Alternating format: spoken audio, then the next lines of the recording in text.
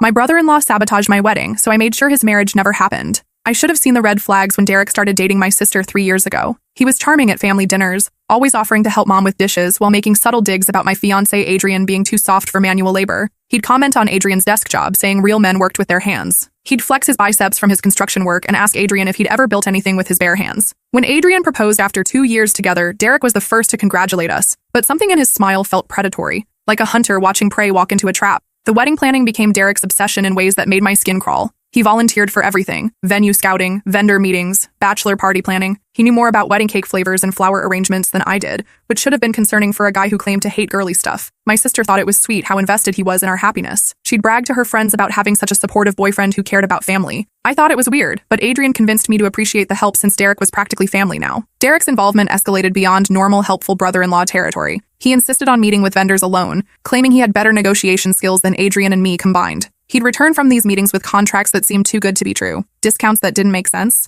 upgrades that weren't offered to other customers. He took over the guest list management, saying he could handle the complex family dynamics better since he understood everyone's relationships. He even offered to pay for upgrades we couldn't afford, including a premium photography package and imported flowers, which should have been a massive red flag waving in hurricane force winds. The bachelor party planning became Derek's personal mission. He organized everything: the location, activities, guest list. He insisted on a weekend trip to Vegas instead of the local brewery crawl Adrian had wanted. When Adrian protested about the cost, Derek waved him off, saying he'd handle the expenses. Looking back, I realized he was creating opportunities to manipulate Adrian away from friends who might have questioned his lies. Derek's behavior at family gatherings became increasingly possessive toward me. He'd find excuses to sit next to me at dinner, compliment my appearance in ways that made Adrian uncomfortable, and volunteer to help me with household projects when Adrian was busy with work. He remembered details about my preferences that even my own sister sometimes forgot. My favorite coffee order, the books I'd mentioned wanting to read, the places I'd said I wanted to travel. 2 weeks before the wedding, Derek pulled Adrian aside at that Vegas bachelor party. I watched from across the hotel bar as Derek whispered something that made Adrian's face go completely white.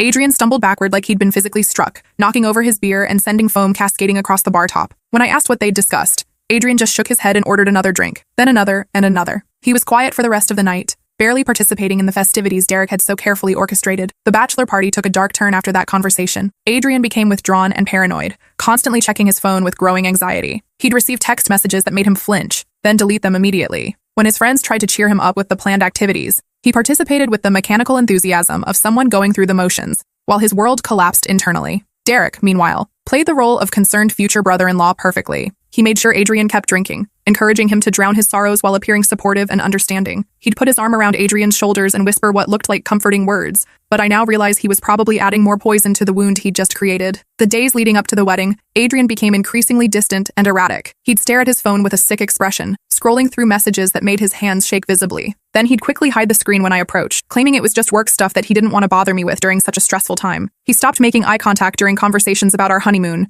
our future apartment, our plans for children. When I asked if something was wrong, he'd force a brittle smile and change the subject to something mundane like what we needed from the grocery store. I found him crying in the shower 3 days before the wedding, his sobs echoing off the bathroom tiles like the sound of something breaking. When I asked what was wrong, he said he was just overwhelmed with pre-wedding nerves and the pressure of starting a new life together. But his sobs sounded like grief, not anxiety, the kind of crying that comes from losing something precious. He wouldn't let me comfort him, turning away when I tried to hold him, like my touch physically hurt him. Adrian started having nightmares that week, waking up in cold sweats and refusing to tell me what he'd dreamed about. He'd sit on the edge of the bed for hours, staring at his phone in the dark while I pretended to sleep. Sometimes I'd catch him looking at me with an expression I'd never seen before, like he was trying to reconcile the woman he loved with something terrible he'd been told about me. The morning of my wedding, everything went wrong simultaneously, in ways that felt orchestrated by a malicious universe. The flowers never arrived. The florist claimed someone had called to cancel, saying the wedding was postponed indefinitely due to a family emergency. They had caller ID showing Derek's number, but when I called him frantically, he acted shocked and insisted he'd never made such a call. Maybe someone had spoofed his number, he suggested helpfully.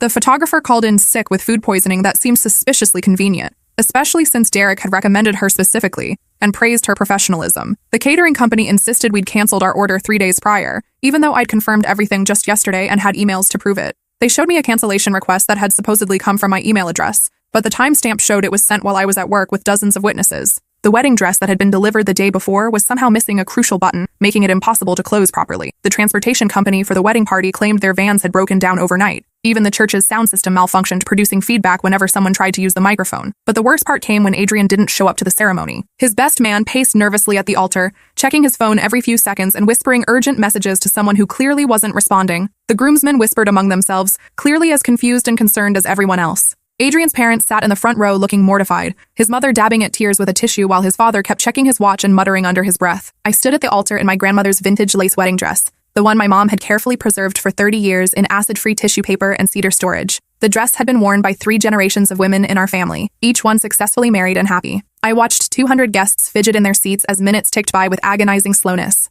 Children started crying from the tension and confusion. Elderly relatives began asking loudly what was happening, their voices carrying through the church's acoustics. The minister kept checking his watch and offering me sympathetic looks while trying to maintain the dignity of the ceremony. He'd occasionally lean over to whisper suggestions about waiting a few more minutes or perhaps making an announcement, but I couldn't form words to respond. My father paced at the back of the church, calling Adrian's phone repeatedly while cursing under his breath in 3 different languages. My sister squeezed Derek's hand, both of them looking appropriately concerned, though I now realized Derek was probably struggling not to smile with satisfaction. After 30 minutes of pure humiliation in front of everyone I'd ever cared about, I hiked up my dress and drove to Adrian's apartment. The wedding party followed in a caravan of confusion, bridesmaids holding up their long dresses as they climbed into cars, groomsmen loosening their ties and muttering about what could have happened to make a man abandon the woman he'd claimed to love more than life itself. I found Adrian sitting on his couch in his underwear and a wrinkled t-shirt, staring at his phone like it contained evidence of the apocalypse. Empty beer bottles littered the coffee table alongside takeout containers from the past few days. His tuxedo hung on the bedroom door, still in its plastic covering, untouched and mocking. He looked like he hadn't slept in days,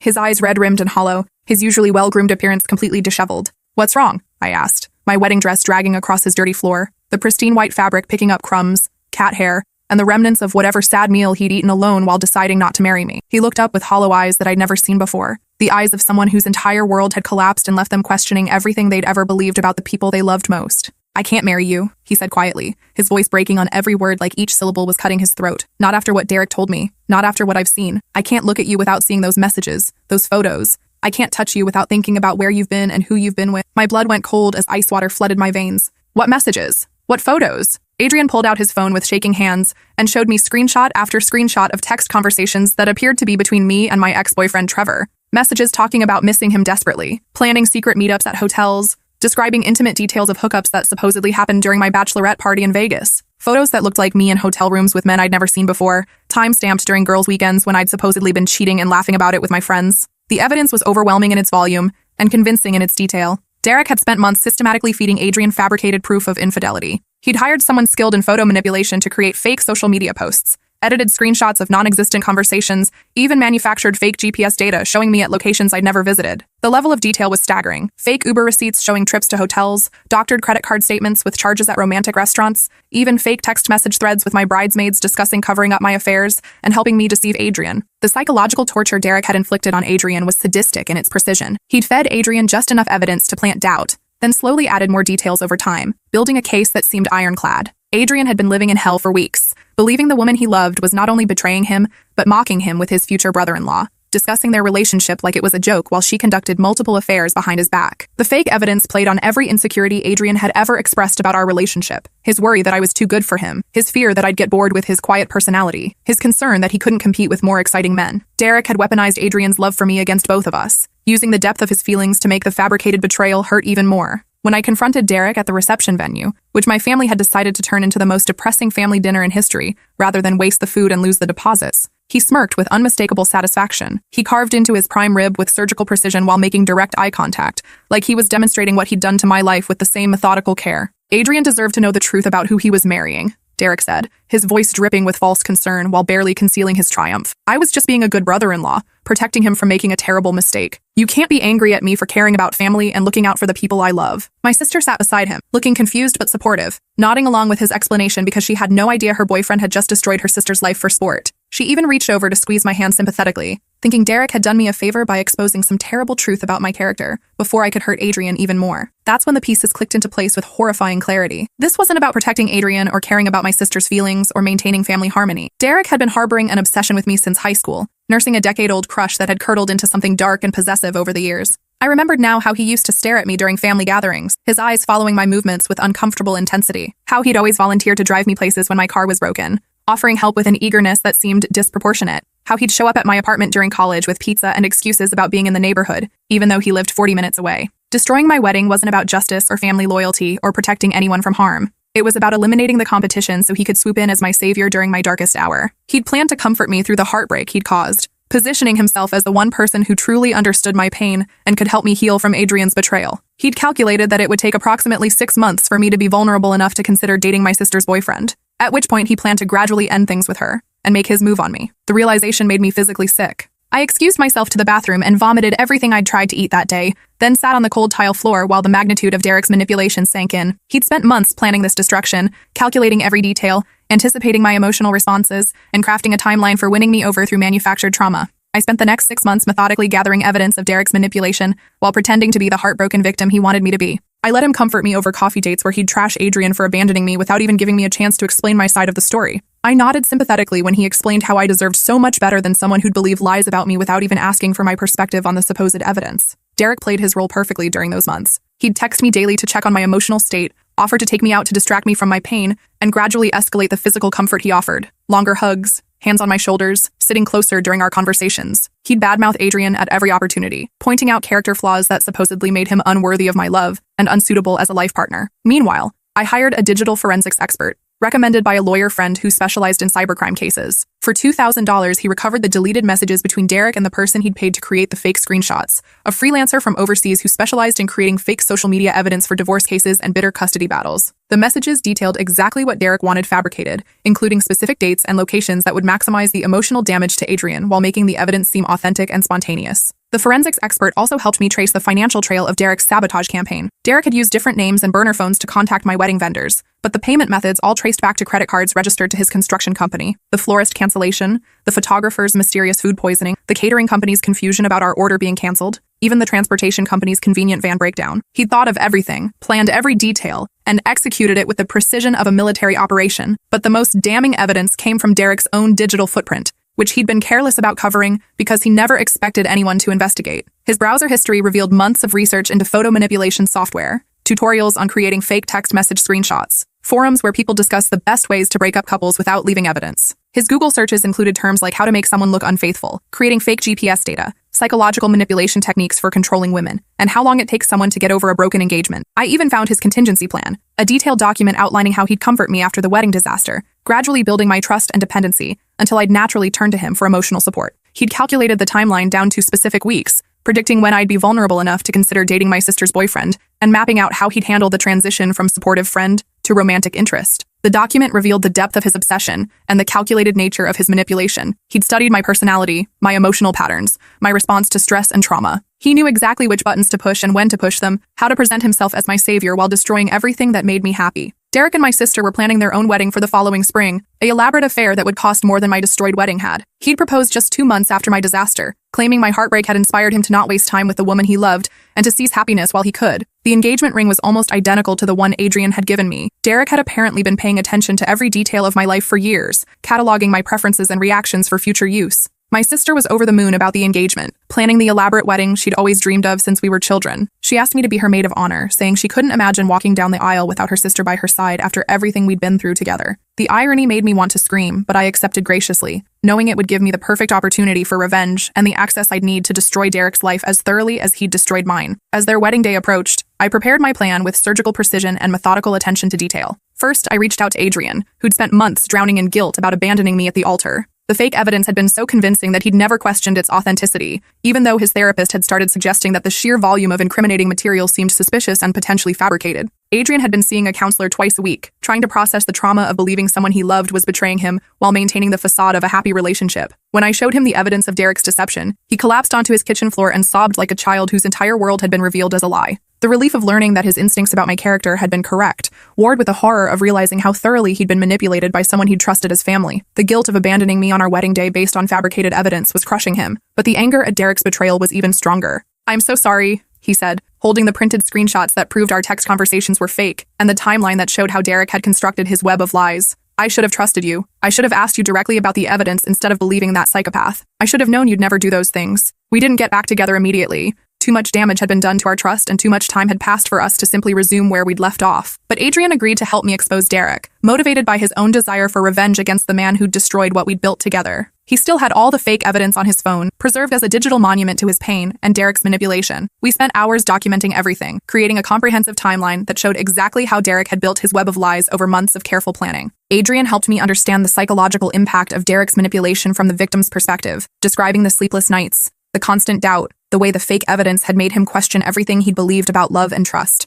Next, I contacted my cousin's friend who worked in digital forensics for the FBI. He couldn't help officially due to regulations about using government resources for personal matters, but for $2,000 in cash, he walked me through the technical process of tracing digital evidence and building a case that would hold up in court. He taught me how to recover deleted files, how to track IP addresses across multiple devices, how to verify the authenticity of digital communications, and identify signs of manipulation. What Derek had done wasn't just cruel, it was criminal on multiple levels. The fake evidence constituted fraud, identity theft, and criminal harassment. The vendor sabotage was destruction of property and interference with business operations. The psychological manipulation met the legal definition of stalking in several states. But I didn't want Derek to face legal consequences immediately. Prison would be too easy, too private. I wanted him to experience the same public humiliation he'd inflicted on me, multiplied by the number of people who would witness his downfall. I created a comprehensive dossier of Derek's crimes, organizing everything into a presentation that would have made prosecutors weep with joy. Financial records showing payments to the overseas freelancer, digital evidence proving the fake screenshots were created, witness statements from the vendors he'd sabotaged, even testimony from the freelancer who'd agreed to cooperate in exchange for anonymity and immunity. But I didn't go to the police. Not yet. Legal justice would come later, after I'd served the more satisfying dish of public humiliation and social destruction. Instead, I started planning the most spectacular wedding day revenge in family history. 2 weeks before Derek's wedding, I began phase 1 of my campaign. I created a wedding website identical to theirs, registering a domain name that differed by just one letter from their official site. The design was perfect down to the fonts and color scheme, but instead of their saccharine love story about finding each other through family connections, I posted the real story, complete with screenshots of Derek confessing to his construction worker friends about being obsessed with his girlfriend's sister since high school. I'd found these messages during my digital investigation, buried in Derek's phone backup that he'd thought was secure. Derek had been bragging to his coworkers about his master plan, describing me as the one who got away, and explaining how he was finally going to get his chance with me. The messages were crude and possessive, referring to me as property that belonged with him instead of with some weak accountant who didn't deserve me and couldn't satisfy me the way a real man could. I included photos I'd discovered in Derek's cloud storage, pictures of me from family gatherings where he'd zoomed in on my face and body,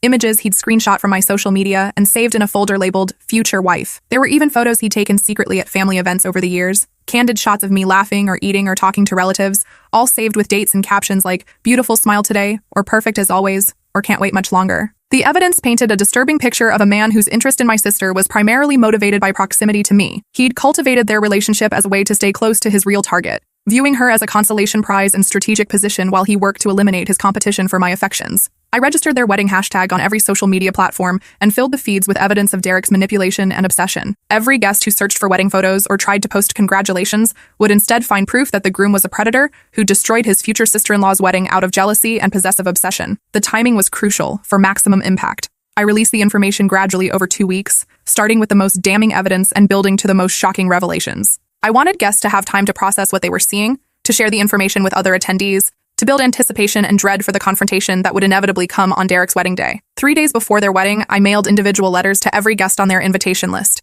Each envelope contained a USB drive loaded with Derek's confession videos, footage I'd secretly recorded when I confronted him about sabotaging my wedding months earlier. In the videos, he laughed about how easy it had been to manipulate Adrian, bragged about his genius in creating such convincing fake evidence, and expressed satisfaction that he'd prevented me from making a terrible mistake by marrying someone unworthy of my beauty and intelligence. The USB drives also contained a detailed timeline of Derek's sabotage, complete with receipts, screenshots, and witness statements. I'd organized everything like a legal brief, with numbered exhibits and cross-references that made the scope of his deception impossible to deny or dismiss as coincidence. But the most damaging evidence was Derek's own words, recorded during our coffee dates when he thought I was a broken victim, seeking comfort from the one person who truly understood my pain. He described his years-long obsession with me in graphic detail, his resentment of Adrian for winning me over despite being less masculine and worthy, his conviction that I belonged with him instead of someone who couldn't even protect me from supposed betrayal. The recordings revealed a man whose proposal to my sister had been motivated primarily by his desire to stay close to me while positioning himself as my eventual savior. He'd calculated how long it would take me to recover from my heartbreak, planned how he'd gradually escalate our relationship from friendship to romance,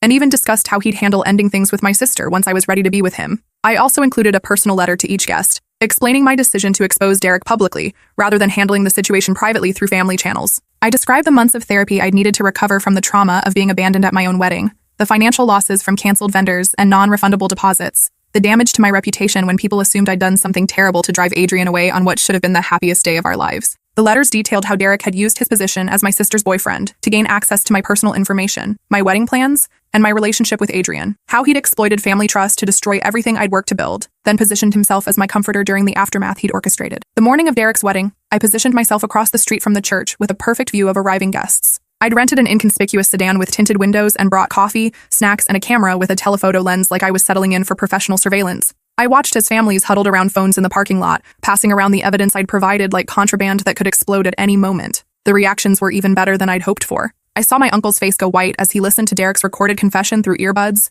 his expression shifting from confusion to disgust to rage in the span of minutes. I watched my cousin's wife cover her mouth in horror as she scrolled through the fake social media accounts Derek had created to frame me for infidelity, her eyes widening as she realized the scope of his deception. Guests who'd already entered the church came back out to call other family members, warning them about what they discovered, and debating whether anyone should tell my sister before the ceremony. Some people sat in their cars making heated phone calls, clearly trying to decide whether to stay and witness the inevitable confrontation or leave before they got caught up in the family drama. By the time Derek arrived in his rented tuxedo, looking nervous but hopeful about finally achieving his dream, half the guests had already left. The parking lot that should have been full was notably sparse, with obvious gaps where cars should have been parked. Derek's face showed confusion as he noticed the missing vehicles and the clusters of people having intense conversations near their cars, but he pressed on with the optimism of a man who believed he was finally getting everything he'd ever wanted. My sister arrived in our grandmother's wedding dress, the same vintage lace gown I'd worn to my destroyed wedding. The sight of her in that dress, unknowingly about to marry the man who'd ruined my chance to wear it happily, filled me with a mixture of rage and sadness that nearly overwhelmed my carefully planned composure.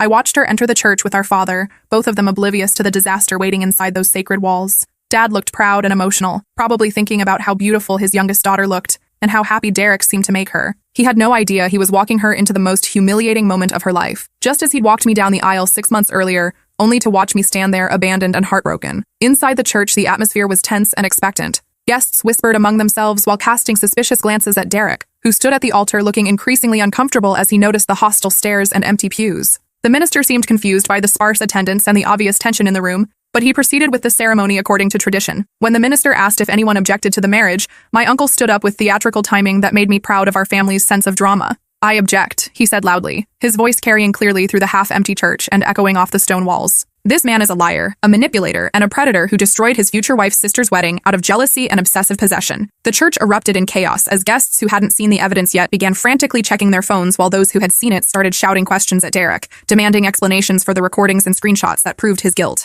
My uncle pulled out his phone and began reading Derek's confession about destroying my wedding out of jealousy, his voice shaking with anger as he recounted Derek's own words. Derek's voice filled the church through the phone's speaker as he described manipulating Adrian with fake evidence, sabotaging my vendors, and planning to comfort me through the heartbreak he'd caused. Derek tried to deny everything, claiming the recordings were fake and doctored, but more guests began sharing the evidence on their phones, creating a chorus of damning testimony that made his protests sound desperate and hollow. Someone connected their phone to the church's sound system and projected the fake screenshots Derek had created onto the wall, making the images massive, undeniable, and devastating in their scope. That's when I made my entrance, timing it for maximum dramatic impact. I changed into the same black dress I'd worn to our grandmother's funeral, a deliberate choice that symbolized the death of Derek's plans and the mourning I'd done for the life he'd stolen from me. The entire room went silent as I walked down the aisle, my heels clicking against the marble floor with the steady rhythm of inevitability and justice finally arriving. Derek's face went through a rapid series of emotions as he saw me, confusion as he tried to understand why I was there, recognition as he realized I must have discovered something, fear as he began to grasp the scope of what I might know,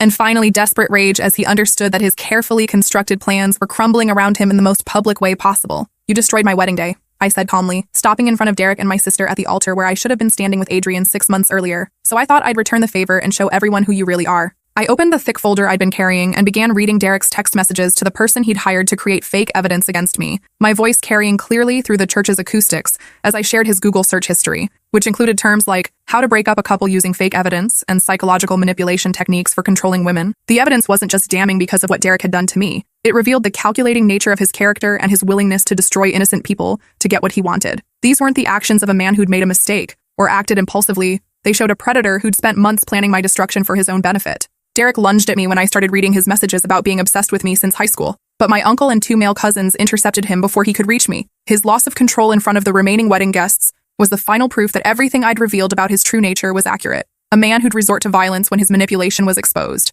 "You crazy witch," he screamed while being restrained, his face red with rage and desperation. "You can't prove any of this. These people will believe anything you tell them because they want drama." I smiled with the calm confidence of someone who'd spent months preparing for this exact moment, then pulled out my phone with deliberate slowness. "Actually," I said, my voice cutting through his protests like a blade, "I can prove all of it. I played the video of him confessing everything to me 6 months earlier, footage I'd taken secretly during our coffee date when he'd been gloating about his success in destroying my relationship with Adrian. His voice filled the church as he detailed exactly how he'd sabotaged my vendors with fake cancellation calls, created fake evidence using overseas freelancers, and manipulated Adrian into believing I was unfaithful. But the most damaging part of the recording was Derek's admission that he'd never loved my sister the way a man should love the woman he's planning to marry. He'd pursued her primarily as a way to stay close to me, viewing her as a strategic position in his campaign to eliminate my romantic competition and position himself as my eventual savior. The recording continued with Derek describing his long-term plan to comfort me through my heartbreak until I'd naturally turn to him for emotional support and romantic companionship. He'd calculated that it would take approximately 6 months for me to be vulnerable enough to consider dating my sister's boyfriend, at which point he planned to gradually end things with her and make his move on me. My sister collapsed into the front pew. Retry J continue edit. My sister collapsed into the front pew, sobbing with the particular anguish of someone whose entire relationship had been revealed as a lie. The man she'd planned to spend her life with had been using her as a strategic position in his campaign to possess her sister. Every romantic gesture, every declaration of love, every promise about their future together had been contaminated by his ulterior motives. The sound of her heartbreak echoed through the church, raw, guttural sobs that made several guests start crying themselves. She'd loved Derek completely, trusting him with her future and her family, only to discover that she'd been nothing more than a pawn in his obsession with me. The few remaining guests began filing out of the church, shaking their heads in disgust and muttering about what kind of man would do such things to innocent people. Derek's best man quietly removed his boutonniere and walked away without a word, clearly wanting no association with the disaster his friend had created. The groomsmen followed suit, leaving Derek increasingly isolated at what should have been his moment of triumph. Derek's parents sat in stunned silence, probably wondering how they'd raised someone capable of such calculated cruelty. His mother kept looking between Derek and the exit like she wanted to flee from the shame of what her son had done. His father stared at his hands, his face flushed with embarrassment at having his family name associated with such manipulative behavior. Derek's face went from red to white as he realized the full extent of my evidence and the completeness of his exposure. His dream of winning me through manipulation had finally died, replaced by the reality that he'd lost everything: his fiancée, his reputation, his family's respect, and any hope of the life he'd wanted. Why? My sister whispered through her tears, looking at Derek with betrayal and confusion that broke my heart. Why would you do this to me? To us? I loved you. I trusted you with everything. Derek had no answer that wouldn't make him look even worse. He couldn't explain his obsession with me without admitting that his relationship with her had been a sham from the beginning. He couldn't justify destroying my wedding without revealing the depth of his manipulation and possessiveness. I looked at my sister with genuine sadness, remembering the excitement in her voice when she'd called to tell me about Derek's proposal, how she'd gushed about finding her soulmate and planning their perfect future together. I tried to warn you, I said gently, kneeling beside her in the pew and taking her trembling hands. I tried to tell you something was wrong with him, that his interest in my wedding details was inappropriate, but you chose him over your own family's concerns. This wasn't entirely fair. I hadn't known the full extent of Derek's obsession at the time, only that something felt off about his behavior, but I'd sensed enough red flags to try expressing concerns that she'd dismissed as jealousy. I turned to Derek, who was now sitting alone in the front row with his head in his hands, finally understanding that his careful plans had backfired spectacularly and destroyed any chance he'd ever had of happiness. Congratulations, I said, my voice carrying a satisfaction that felt better than any wedding cake I'd ever tasted. You finally got what you wanted. You kept me from having a happy ending with Adrian by destroying our trust in each other. But you'll never have a happy ending either, because everyone now knows exactly who you really are. The minister, clearly overwhelmed by the situation, quietly began packing up his ceremonial items while trying to maintain some dignity in the chaos. Even he seemed disgusted by what had been revealed, probably wondering how many other weddings he'd performed for people with such dark secrets. As I walked back down the aisle, I heard Derek sobbing behind, ugly, gasping sobs that sounded like a child having a tantrum after being caught in a lie. His dream of winning me through destruction had finally died, along with any chance of happiness with my sister or anyone else who learned his story. The aftermath was swift and brutal. Within hours, videos of Derek's meltdown at the altar were circulating on social media, shared by guests who'd recorded the confrontation on their phones. Local news picked up the story by evening, fascinated by the tale of a man who'd destroyed one wedding only to have his own destroyed by his victim's methodical revenge. The headlines were devastating. Man sabotages sister-in-law's wedding out of obsession. Fake evidence used to break up couple. Wedding day revenge exposes years of manipulation. Derek's face was plastered across local news websites and social media feeds, forever associated with psychological manipulation and obsessive behavior. Derek's construction company began losing major contracts within days of the story going viral. Clients didn't want to be associated with someone capable of such elaborate deception and manipulation. His reputation in our small town was permanently destroyed. Everyone knew he was the guy who'd created fake evidence to break up his sister-in-law's engagement out of jealousy, then tried to swoop in as her comforter. The business ramifications extended beyond just losing clients. His construction crew began quitting when they realized they'd been working for someone whose personal life was so disturbed. Suppliers started demanding payment up front instead of extending credit. Even his professional licenses came under review when the state board received complaints about his character and fitness. 2 months later, my sister moved back in with our parents after discovering that Derek had been lying about other fundamental aspects of his life too. His financial situation was much worse than he'd claimed. The wedding upgrades he'd paid for had maxed out multiple credit cards and depleted what little savings he'd actually had. His job prospects had been significantly exaggerated. His future business plans were fantasies with no basis in reality, and even basic details like his age and previous relationships had been misrepresented. The man she thought she'd known and fallen in love with was completely fabricated, a character he'd created to seem worthy of our family's acceptance while he pursued his real goal of possessing me. Every conversation they'd had about their future had been built on lies. The house they'd planned to buy, the children they'd talked about having, the life they'd dreamed of building together. Derek moved to another state after the scandal made him unemployable in our area. His former employer had fired him when the videos went viral, and clients started canceling projects, citing moral clauses in their contracts that prohibited association with employees whose behavior reflected poorly on the company. His friends abandoned him when they realized the extent of his manipulation and deception, unwilling to be associated with someone capable of such calculated cruelty. Even his own family seemed ashamed of his actions. His parents stopped attending family gatherings where they might encounter people who'd seen the news coverage. His siblings changed the subject whenever his name came up in conversation. The family business, which had employed him part-time, quietly removed his name from their website and business cards. I heard through mutual acquaintances that he'd tried to start over in Florida, but the internet made it impossible to escape his reputation. Potential employers would Google his name and find articles about the wedding sabotage, complete with videos of him confessing to psychological manipulation. Women he tried to date would discover the evidence of his obsessive behavior and block his number after the first meeting. His attempts to rebuild his life were systematically destroyed by the digital permanence of his crimes. Dating apps would suspend his accounts when other users reported the disturbing content they'd found online. Apartment applications were rejected when landlords discovered his history. Even casual friendships became impossible when people learned about his past behavior. 6 months after Derek's destroyed wedding, Adrian reached out again through a mutual friend who thought we should talk. He'd been in intensive therapy twice a week, working through the complex trauma of Derek's manipulation and processing the guilt of abandoning me based on fabricated evidence. We met for coffee at a neutral location neither of us had been to before, a small cafe across town that held no memories of Derek's manipulation or our destroyed relationship. The conversation was awkward at first, both of us unsure how to navigate the emotional minefield of what had been done to us. Adrian looked healthier than he had in months. The haunted expression that had defined his features since Derek's manipulation was finally gone, replaced by something that resembled peace and self-forgiveness. He'd gained back the weight he'd lost during those terrible months of believing I'd betrayed him, and the circles under his eyes had faded. "I've been thinking about what Derek did to us," Adrian said, stirring his coffee nervously while choosing his words carefully. Not just the fake evidence, but the way he weaponized our love against us. He knew that caring about each other would make us vulnerable to believing the worst if we thought we had proof. We talked for hours about trust, about the difference between healthy skepticism and paranoia,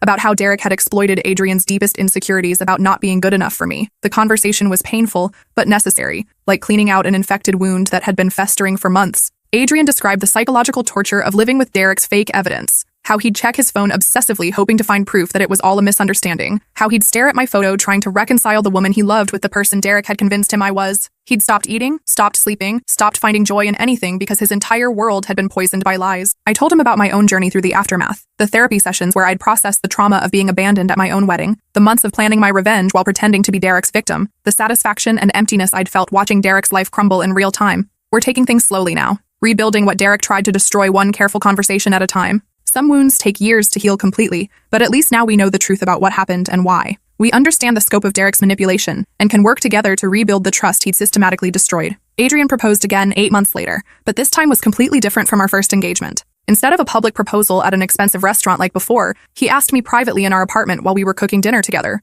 A quiet, intimate moment that belonged only to us. The ring was different too. Not the elaborate diamond Derek had probably studied and potentially replicated for my sister, but a simple vintage band that had belonged to Adrian's grandmother. It represented continuity and family history, rather than expensive displays that could be corrupted by outside manipulation. I said yes without hesitation, but we decided on a small ceremony with just immediate family members who'd supported us through Derek's destruction. Neither of us had the stomach for another big wedding with all the planning and stress that had made us vulnerable to sabotage the first time. The ceremony was held in our backyard under a simple arch that Adrian built himself, surrounded by people who'd proven their loyalty during our darkest months. My sister served as my maid of honor, finally understanding that I'd been trying to protect her from someone who would have destroyed her eventually anyway. She'd started therapy too, working through the trauma of realizing that her entire relationship had been built on lies and manipulation. The process was complicated by her guilt over choosing Derek over her family's concerns, and her anger at herself for being so completely deceived by someone she'd trusted with her future. Derek taught me something valuable about the people closest to you being the most dangerous, because they know exactly how to hurt you and which vulnerabilities to exploit. But he also taught me that revenge,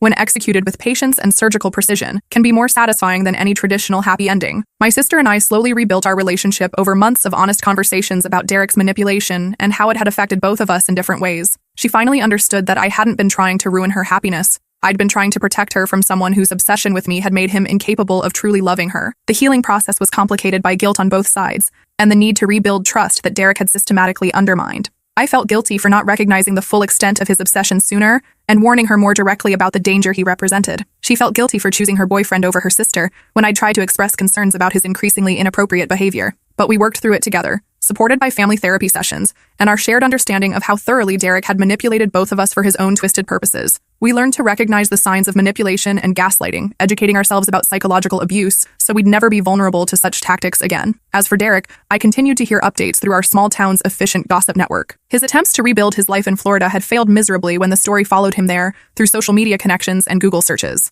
Women he tried to date would find the videos of his confession and block his number after confronting him about his history. His professional life remained in shambles as background checks consistently revealed his manipulative behavior and the criminal nature of his actions. Even jobs that didn't require extensive screening would let him go once coworkers discovered his story online and complained to management about working alongside someone capable of such elaborate deception. The psychological impact on Derek seemed severe based on reports from people who'd encountered him. He'd aged dramatically in the months since his wedding day exposure, looking haggard and defeated in ways that suggested he was finally understanding the permanent consequences of his actions. Sometimes I wondered if I'd gone too far in my revenge, if publicly destroying someone's life was proportional to what he'd done to me. The rational part of my mind acknowledged that humiliating Derek at his own wedding was a level of retaliation that some people might consider excessive or cruel. Then I'd remember standing in my wedding dress in Adrian's apartment, watching the man I loved explain why he couldn't marry me based on elaborate lies specifically designed to break both our hearts. I'd remember the months of therapy bills, the lost deposits on a honeymoon we never took, the damage to my reputation when people assumed I'd done something terrible to drive Adrian away on our wedding day. I'd remember Derek's smug satisfaction when he'd claimed to be protecting Adrian from making a mistake by marrying me,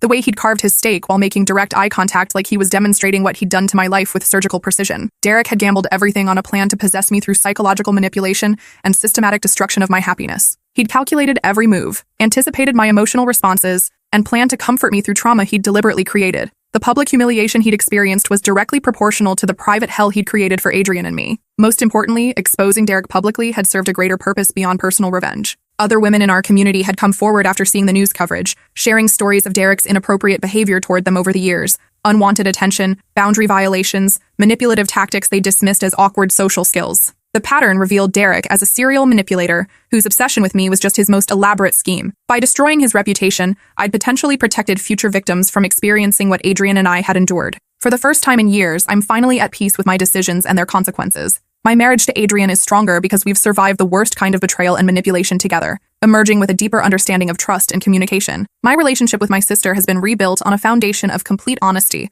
about the dangers of ignoring red flags in relationships. And somewhere in Florida, Derek is learning that the consequences of psychological abuse don't disappear just because you move to a new state or try to reinvent yourself. The internet is forever, and so is the reputation you build through your actions over time. Justice isn't always served in courtrooms by judges and juries. Sometimes it's served at wedding altars, in front of everyone who matters, with the precision of someone who's learned that the best revenge is the truth presented at exactly the right moment for maximum impact. Derek wanted to write the story of my life, casting himself as the hero who saved me from making a terrible mistake with Adrian. Instead, he became the villain in his own story, destroyed by his inability to accept that love cannot be manufactured through manipulation and trauma. The final irony is that Derek's obsession with possessing me ultimately ensured that he could never have me or anyone else who learned the truth about his character. His actions revealed him as someone fundamentally incapable of genuine love, someone who viewed relationships as strategic games to be won rather than partnerships to be cherished. He got exactly what he deserved: complete isolation and the permanent knowledge that his own choices had destroyed any possibility of the happiness he'd tried to steal from others. And I got something even better than revenge: